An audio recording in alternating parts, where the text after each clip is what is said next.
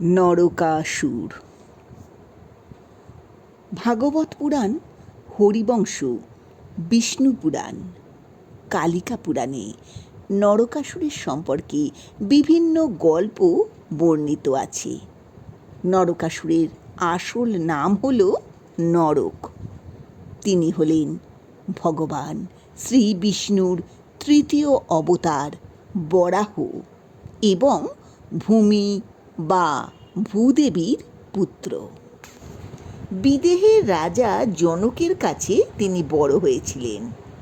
নরকের মাতা ভূমিদেবী ভগবান শ্রী বিষ্ণুর কাছে বর চেয়েছিলেন যেন তাঁর পুত্র দীর্ঘ জীবন লাভ করতে পারে এবং শক্তিশালী পুরুষ হয়।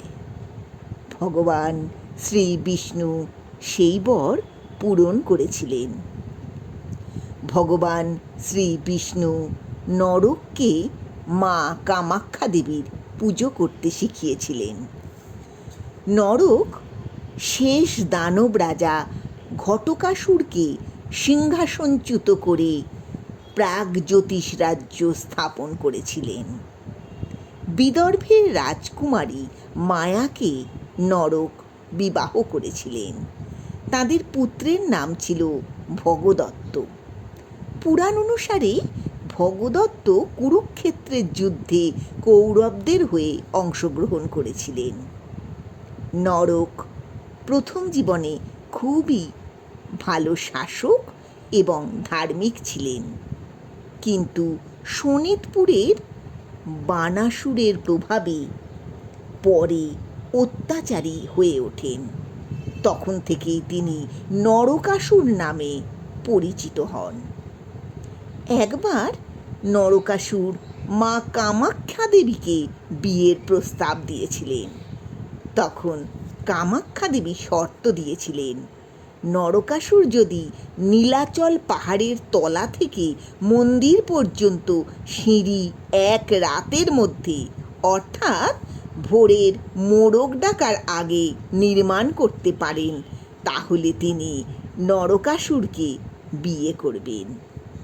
নরকাসুর সেই মতো সিঁড়ি তৈরি করতে শুরু করেন।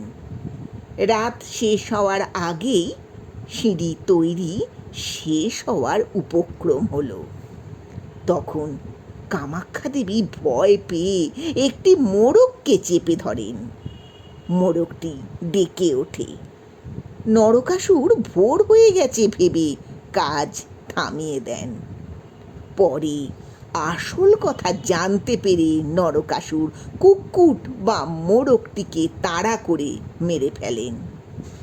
এই জন্য দরং জেলায় কুকুরাকটা নামে একটি স্থান আছে। আবার নরকাসুরের তৈরি করা অসমাপ্ত সিঁড়িটির নাম হল মেখেলা উজোয়া পথ। সমস্ত পৃথিবী জয় করার পরে নরকাসুর স্বর্গ আক্রমণ করেছিলেন। ইন্দ্রসহ দেবতারা স্বর্গ রাজ্য থেকে পালাতে বাধ্য হয়েছিলেন। নরকাসুর অদিতির কুন্তল জোড়া চুরি করে তাঁর রাজ্য প্রাগজ্যোতিষপুরের একটি দুর্গে লুকিয়ে রেখেছিলেন। নরকাসুর গন্ধর্ব, দেবকন্যা, মানুষ, অপ্সরাদের অপহরণ করে প্রাগজ্যোতিষপুরে বন্দি করে রেখেছিলেন। অপহৃত মোট কন্যার সংখ্যা ছিল 16,000। দেবশিল্পী বিশ্বকর্মা শ্রীকৃষ্ণের জন্যে দ্বারকার প্রাসাদ তৈরি করে দিয়েছিলেন। নরকাসুর বিশ্বকর্মাকে তাঁর জন্যেও এইরকম একটি প্রাসাদ তৈরি করে দিতে বলেছিলেন।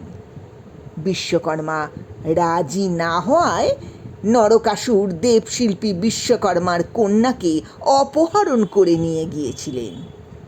তখন ইন্দ্র এবং সমস্ত দেবতারা ভগবান শ্রী বিষ্ণুর কাছে উপস্থিত হয়ে নরকাসুরের অত্যাচারের বর্ণনা করে তাকে বধ করতে বললেন। ভগবান শ্রী বিষ্ণু কৃষ্ণ অবতারে নরকাসুরকে বধ করবেন বলে কথা দেন। ভগবান শ্রীকৃষ্ণের পত্নী সত্যভামাকে অদিতি নরকাসুরের কুকীর্তির কথা বলেন। তখন সত্যভামা স্বামী শ্রীকৃষ্ণকে নরকাসুরকে বধ করার ব্যাপারে রাজি করান। ভগবান শ্রীকৃষ্ণ ও সত্যভামা গরুড়ের পিঠে চড়ে প্রাগজ্যোতিষপুরে পৌঁছান। সেখানে নরকাসুরের সেনাপতি মূঢ়ের সঙ্গে ভগবান শ্রীকৃষ্ণের প্রচণ্ড যুদ্ধ হয়। যুদ্ধে শ্রীকৃষ্ণ মূঢ়কে বধ করেন।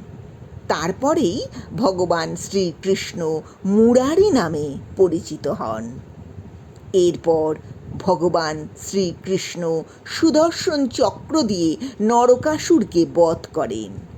প্রাগজ্যোতিষপুরের সিংহাসনে বসেন নরকাসুরের পুত্র ভগদত্ত। নরকাসুর মৃত্যুর পূর্বে মাতা সত্যভামাকে অনুরোধ করেছিলেন যে সকলে যেন তার মৃত্যুদিনটি রঙিন আলোকোজ্জ্বলভাবে উদযাপন করে। মাতা সত্যভামা কথা রেখেছিলেন। সেই থেকে নরকাসুরের মৃত্যুদিনটি বা দীপান্বিতার আগের দিনটি নরক চতুর্দশী হিসেবে পালন করা হয়। নরকাসুরকে বধ করার পর নরকাসুরের অপহরণ করা 16,000 কন্যাকে ভগবান শ্রীকৃষ্ণ স্ত্রীর মর্যাদা দিয়েছিলেন।